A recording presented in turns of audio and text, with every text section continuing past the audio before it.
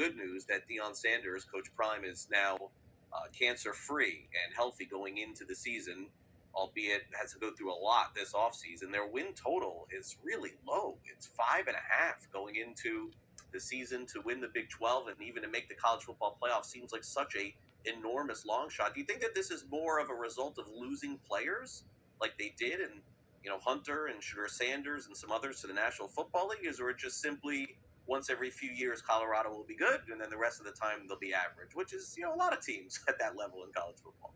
Look, I mean, arguably, you had two of the best players in college football last year on Colorado's roster, and one of those guys played both ways. So in theory, it was three players who were the best players in college football on that Colorado roster have now departed.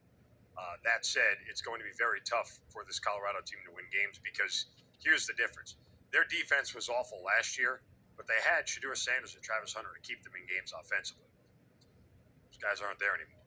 Their defense is still going to be really bad. I just don't know that they have the offense to be able to keep up and catch up here. I took under 5.5 on the win total. I missed 6.5, but I'm still fairly confident this is not a bowl team. When you look at their schedule and what they have ahead of them in the Big 12, they're not really going to be done any favors this year, especially given the fact that they are a team that a lot of people will be gunning after. I mean, just look at their home games in and of itself. Wyoming's a team that can score a lot of points on offense. That's a problem for them. BYU, even though they changed quarterbacks, still will be a tough out. Arizona and Arizona State are their home games. I don't know that they're going to be any good on the road.